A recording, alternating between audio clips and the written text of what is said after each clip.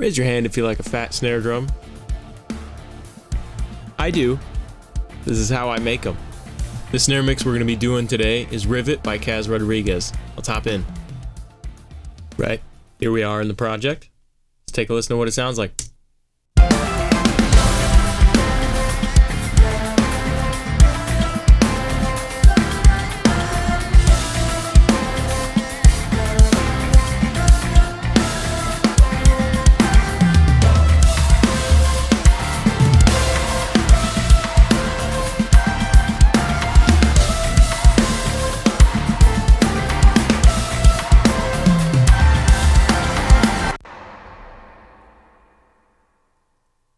We recorded this in our live room here at the Mix House. 2 microphones on the snare. One is a SM57 and the other is the Earthworks SR20. I mainly used the SM57, but the SR20 is kind of bringing in some top end. So I'm going to show you what this snare sounds like with nothing on it.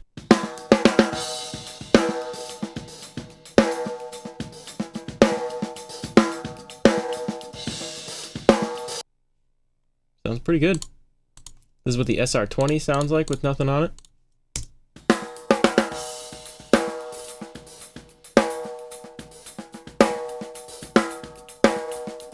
It also sounds really good. So we'll start here with the SM57. What I started with is this kilohertz transient shaper. Sometimes I use this on drums when I want to just take away a little bit of that sustain and pop some of that attack out. So here I'm just pulling the sustain back about 75%. The rest is just at 0.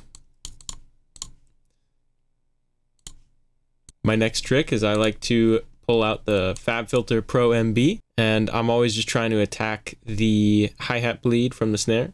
So what we got here is we've got a band on the high end set to expand, and the threshold is pretty far down. So then when you hear it with the snare, without.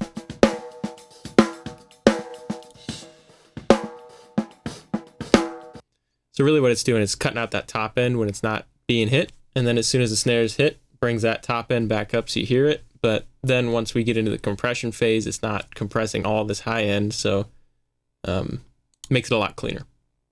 So next what I like to do is go right into some EQ.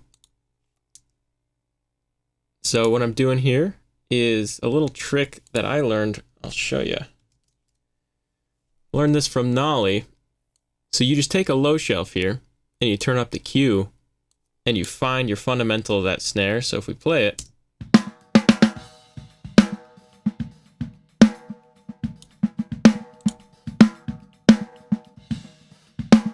so what you're doing is you're getting the boost, the fundamental, and you're cutting out some of the ring at the same time. So it's kind of a useful little trick here.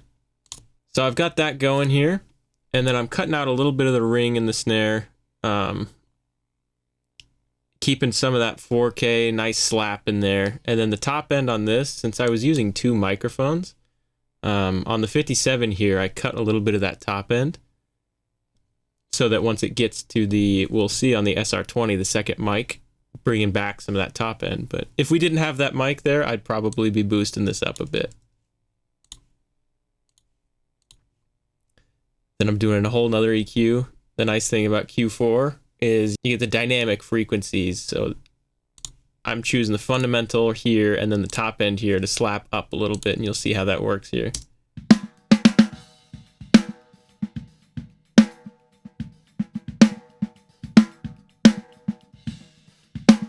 And I'm doing that with the mid-range here too, so that, see, when it's off,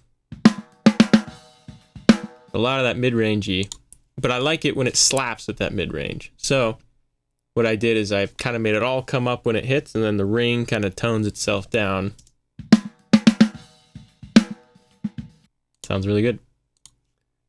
Then what I'm doing here is we're going straight into compression. I'm using this mic pre here as just a phase flip because it was phasing wrong. So we fixed that up.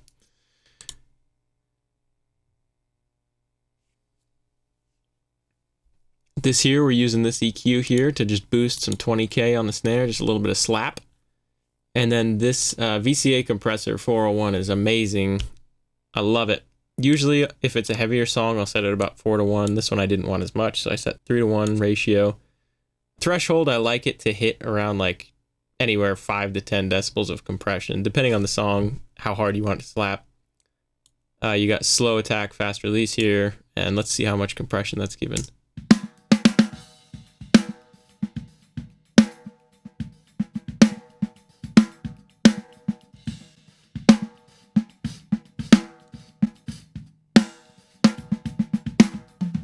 Yeah, adding a lot of nice slap. And then for this project, I actually was experimenting with this plugin. This is Eddie Kramer. This is a compressor and I believe a little EQ in there. I was just kind of messing with some knobs, so let's see what this sounds like. Here's a bypass.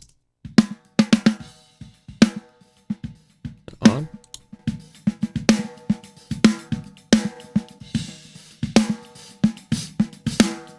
Adds a lot of slap. So let's move on to the SR20 microphone here. I'm doing basically the same thing I was doing to the other snare. So we'll kind of breeze through this. Same settings on this guy. Pro MB. Same thing, but I brought this way down. So it's cutting out a little more of that top end in between hits. And then yeah, see here, it's the same EQ really, but then I boosted a lot more top end so that I could bring in some life back to the snare. And then same compression. See how hard that's hitting here.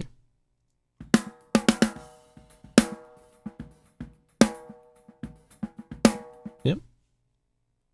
So now with both those together,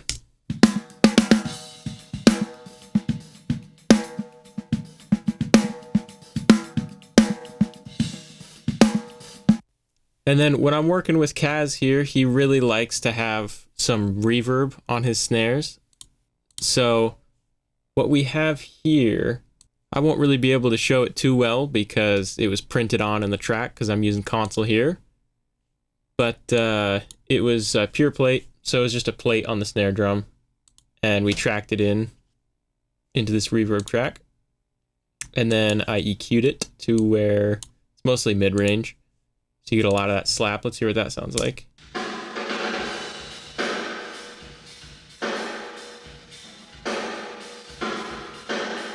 And then with the snare.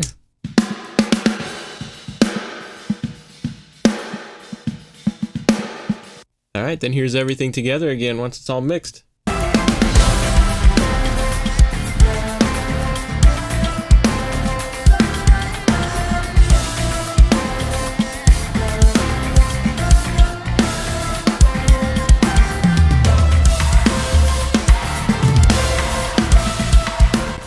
Well, thank you so much for watching. I think next I'll probably go over the kick drum in this project. If there's anything else you'd like me to go over in this, just let me know in the comments. But till next time, thanks.